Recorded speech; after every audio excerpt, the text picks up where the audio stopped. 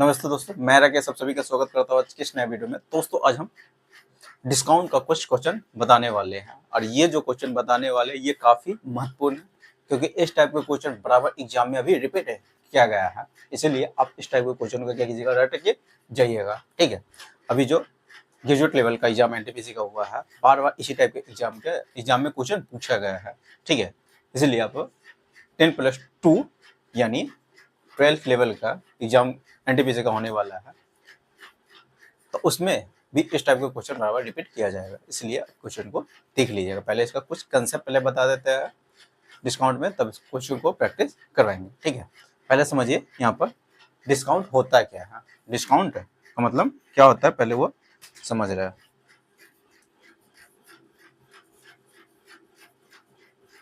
Discount का हिंदी क्या होता है? बट्टा। बट्टा या इसे ही छूट कहा जाता है। क्या कहा जाता है? छूट। बट्टा या छूट। ठीक है, तो डिस्काउंट पहले समझते हैं कि डिस्काउंट मार्क प्राइस जिसे कहा जाता है। एमपी जिसे शॉर्टकट में एमपी कहते हैं, पूरा फुल फॉर्म होता है मार्क प्राइस यानी अंकित मूल्य हम कहते हैं, या इसी को लिस्ट प्राइस भी कहा जाता है। लिस्ट प्राइस इसे अंकित मूल्य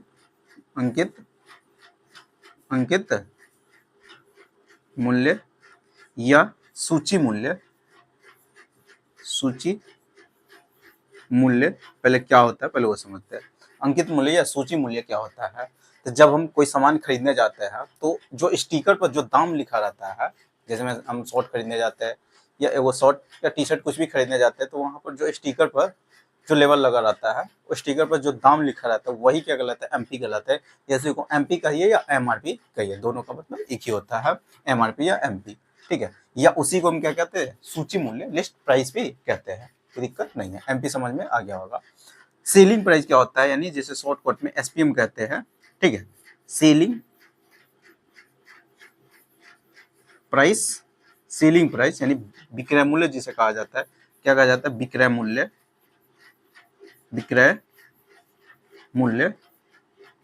क्या होता है? तो जब हम किसी सामान को जिस दाम में हम बेच देते हैं वही उस सामान का क्या कहलाता है? विक्रय मूल्य कहलाता है। ठीक है, सीपी का मतलब समझिए। सीपी शॉर्टकट में सीपी कहते हैं, फुल फॉर्म होता है कॉस्ट प्राइस यानी अंकित मूल्य कहा गया। लागत मूल्य या हम इसी के कहते हैं क्रय मूल्य, लागत मूल्य या क्रय मूल्य, या इसी को हम क्या कहते हैं? लागत मूल्य। ठीक है, यानी लागत मूल्य या क्रय मूल्य किसे कहा जाता है? तो जब हम किसी सामान को खरीदने में मेरा टोटल कितना खर्च हो जाता है, ठीक है, तो उसी को क्या कहा जाता है? लागत मूल्य या क्रय मूल्य कहते हैं। यानी किसी सामान को खरीदने पर, यानी किसी सामान को बेचने तक उसमें जितना खर्च कर देते हैं, ठीक है, तो वही क्या कहलाता है? लागत मूल्य कहलाता है, यानी सीपी कहलाता है। जैसे मैं मान लेते कोई सामान हम 1000 रुपये में खरीदे हैं, 100 रुपया उस पर और हमको पैक करवाने में खर्च हुआ है। 1000 में सामान खरीदे हैं, 100 रुपया उसको ट्रांसपोर्ट के द्वारा लाने में खर्च हुआ है। अब 20 रुपया उस पर पैकेट करवाने में खर्च हो गया। टोटल मेरा कितना खर्च हो गया?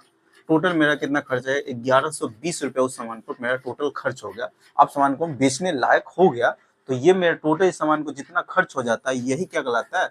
सीपी कहलाता है। यही क्या कहलाता है? सीपी कहलाता है।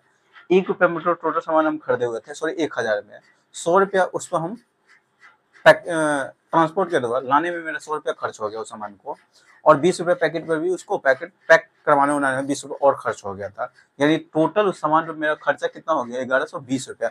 ये टोटल जो हो जाता है यही क्या कहलाता है? सीपी कहलाता है। सीपी कहलाता है, कोई दिक्कत नहीं है, सीपी समझ में आ गया होगा। आप समझते हैं डिस्काउंट, मेन तो डिस्काउंट समझना है। डिस्काउंट, तो डिस्काउंट क्या होता है? डिस्काउंट कब मिलता है? तो मान लेते हैं कि सामान पर अंकित मूल्य वो शर्ट खरीदने गए हैं जिस पर लेवल पर दाम लिखा हुआ 500 रुपया, 500 का शर्ट लिखा हुआ है, लेकिन दुकानदार उसको बेच देता है कितना? 400 रुपये में क्या किया? बेच दिया। उस पर एमपी कितना है? नाम लिखा हुआ 500, दुकानदार बेच रहा है कितना? 400 रुपया में, 400 रुपये में बेच रहा है।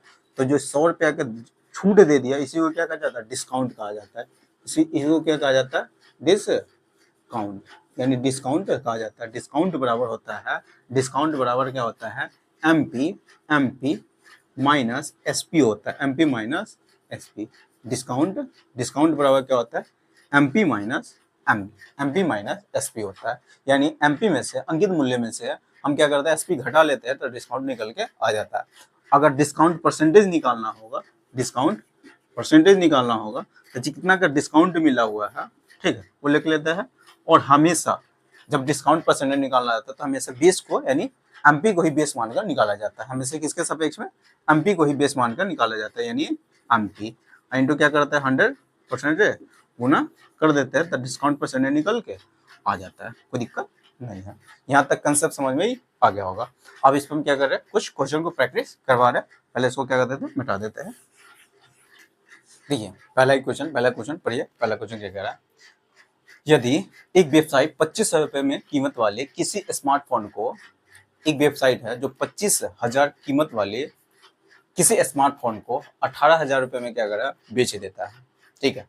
तो यहाँ पर कितना का डिस्काउंट दिया है, डिस्काउंट परसेंटेज आपसे क्या कर रहा है, पूछ रहा है। एक वेबसाइट है जो स्मार्टफोन का अंकित मूल्य यानी एमपी दे दिया हुआ है, कितना एमपी दे दिया हुआ है 25,000 रुपये, ठीक है, 25,000। लेकिन वो बेच कितना में रहा है, उस स्मार्टफोन को बेच कितना में रहा, 18,000 रुपये में क्या किया, बेच रहा है, ठीक है। तो डिस्काउंट यहाँ पर कितना का दे दिया हुआ, डिस्काउंट यानी छूट कितना का दे रहा, तो 25,000 वाले सामान को हम 18 रुपये सामान में क्या करा, 18,000 में बेच रहा है। तो कितना का डिस्काउंट दिया है, तो डिस्काउंट कैसे निकाला जाता है, ये बताया है कि एमपी में से एसपी को क्या घटा लेते हैं। एमपी कितना है, 25,000 में से 18,000 घटाइएगा तो कितना निकल के आ जाएगा, 7,000 रुपये डिस्काउंट निकल के आ जाएगा, कितना, 7,000 रुपये, ठीक है, कोई दिक्कत नहीं। अब हमसे क्या पूछा हुआ, डिस्काउंट परसेंटेज पूछा हुआ है, डिस्काउंट परसेंटेज पूछा हुआ है। कितना का डिस्काउंट मिल रहा है, 7,000 का डिस्काउंट मिल रहा है, कितना पर, तो 25,000 पर। हमेशा क्या एमपी के ही सापेक्ष में डिस्काउंट परसेंटेज निकाला जाता है, ठीक है। 25,000 इंटू क्या करना, 100% गुना कर देना है, ठीक है। 3 को 0 से 3 को 0 कट जाएगा, 25 चौका 100,000, 7 चौक 28, यानी 28% का क्या किया है, डिस्काउंट दिया है, ठीक है। कितना का डिस्काउंट मिला, 28% का डिस्काउंट मिला, कोई दिक्कत नहीं है। अगला क्वेश्चन देखिए, अगला क्वेश्चन क्या कह रहा है, देखिए अगला क्वेश्चन पढ़िए। अगला क्वेश्चन क्या कह रहा है, कह रहा है एक व्यापारी अपनी वस्तु का विक्रय मूल्य लागत मूल्य से 15% बढ़ाकर निर्धारित करता है। देखिए कभी कभी आपको एसपी को ही एमपी बोल दिया जाता है, यहाँ पर जैसे मैं एसपी को ही एमपी बोल दिया है। मूल्य जब अधिक निर्धारित करता है यानी एमपी है, एक तरह से क्या है, एमपी यानी अंकित मूल्य, ठीक है। कभी कभी एमपी को ही, सॉरी एसपी को ही एमपी बोल दिया जाता है, ठीक है, यानी एमपी को ही एसपी बोल दिया जाता है। क्वेश्चन पढ़िए, एक व्यापारी अपनी वस्तु का विक्रय मूल्य लागत मूल्य से 15% बढ़ाकर निर्धारित करता है। यदि वह वस्तु को निर्धारित मूल्य से 12% कम मूल्य पर क्या कर देता है, बेचता है, तो उसका प्रतिशत लाभ क्या होगा, क्वेश्चन आपसे पूछा हुआ है। यानी पहले वो कितना अधिक बढ़ाकर अंकित कर रहा है, तो कितना 15% बढ़ाकर, यानी 15% बढ़ाकर क्या कर रहा है, निर्धारित मूल्य अंकित कर रहा है। 15% का फ्रैक्शन मान होता है कितना, 15% का फ्रैक्शन मान होता है 5 बटे, अगर इसको तोड़ेंगे तो 5 15 बटे कितना हो गया, 100, 5 से काटिएगा 5 ही 20, यानी कितना हो गया, 3 बटे 20 हो गया, 3 बटे 20 हो गया, कोई दिक्कत नहीं। यानी ये हो गया, ये कितना है, ये सीपी है, ये क्या है, सीपी है, और इतना रुपये अधिक अंकित निर्धारित कर रहा है, ठीक है। लागत मूल्य से 15% कह दिया हुआ है, व्यापारी अपनी वस्तु का विक्रय मूल्य लागत मूल्य से, अगर लागत मूल्य 20 रुपया है, ठीक है, एक होता है सीपी, एक होता है एसपी, एक होता है एमपी, ठीक है। अगर सीपी अगर 20 रुपया है, सीपी अगर क्या है 20 रुपया है, तो उससे 3 रुपया अधिक मूल्य निर्धारित करता है एमपी, यानी इससे 3 रुपया बढ़ाकर निर्धारित मूल्य अंकित कर रहा है, ठीक है। 20 है, इससे 3 रुपया बढ़ाकर तो कितना हो गया, 23 रुपया मूल्य क्या कर रहा है, निर्धारित कर रहा है।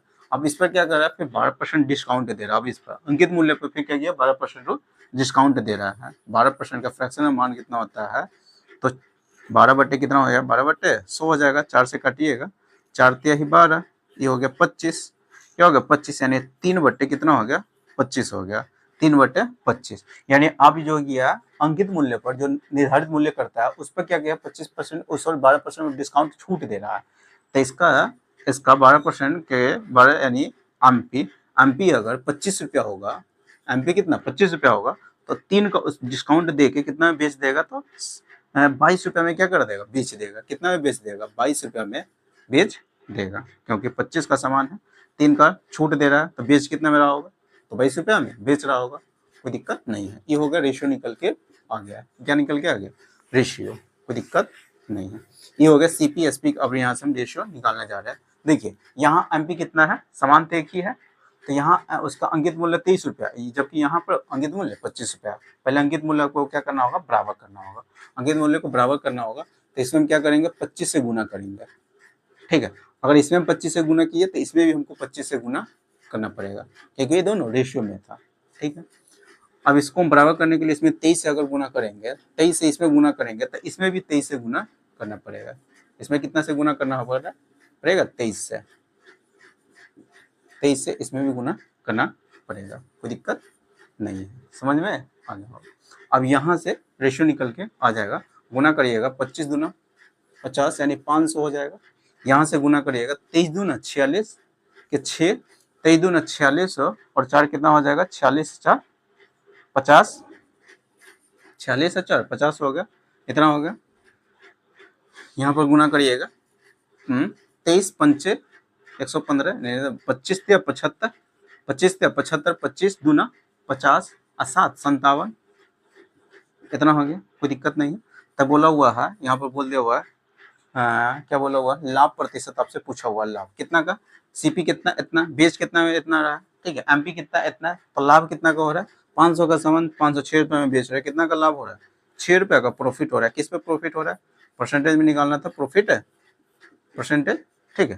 तो किस पे प्रॉफिट हो रहा है, 500 पर, परसेंटेज में निकालना था, इंटू 100% है, गुना कर देते हैं, इससे क्या हो जाएगा, कट जाएगा, तो कितना परसेंट का प्रॉफिट होगा, 1/5% का क्या हो रहा है, प्रॉफिट हो रहा है, 1/5% का क्या हो रहा है, प्रॉफिट हो रहा है, कोई दिक्कत नहीं है, ठीक है। अगला सवाल देखिए, अगला सवाल क्या कह रहा है, देखिए अगला क्वेश्चन बढ़िया, अगला क्वेश्चन क्या कर रहा है, कह रहा है एक व्यापारी अपने माल का विक्रय मूल्य से 42% अधिक अंकित करता है, ठीक है, यानी लागत मूल्य जो रहा होगा, क्रय मूल्य जो रहा होगा, उससे 42% अधिक अंकित कर रहा है।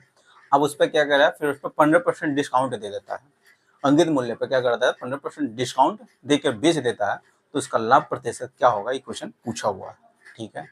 पहले तो दे दिया हुआ है, जो अंकित मूल्य है कितना बोल रहे हैं, लागत मूल्य से क्रय मूल्य से कितना परसेंट अधिक अंकित कर रहा है, 42%, ठीक है। 42% का फ्रैक्शन में मान होता है, 42% का फ्रैक्शन में मान होता है कितना, तो 42/100 हो जाएगा, तो 2 से काटिएगा, तो 21/21 कितना होगा, 50 हो गया, यानी 21/50 हो गया, यानी सीपी 50 रहा होगा, तो 21 पे अधिक अंकित कर रहा है सीपी से, ठीक है, यानी सीपी होगा यहाँ पर एसपी, यहाँ पर हम एमपी लिख रहे हैं, ठीक है। अगर सीपी 50 रुपया रहा होगा, तो उससे 21 रुपया अधिक अंकित कर रहा है, 21 रुपया अधिक, 50 कितना रुपया हो जाएगा अंकित मूल्य, तो 71 रुपया, यहाँ तक कोई दिक्कत नहीं। अब इस पर 15% भी क्या किया, फिर डिस्काउंट दे रहा है, अंकित मूल्य पर 15% डिस्काउंट दे रहा है, तो 3/, कितना होता है इसका, 5 कटिएगा, 3/20 हो गया, 3/, फ्रैक्शन मान इसका होता है 3/20, यानी 15/100 लिखिएगा, फिर 5 से काटिएगा, तो 3/20 हो गया, यानी अंकित मूल्य अगर एमपी अगर 20 रुपया होगा, तो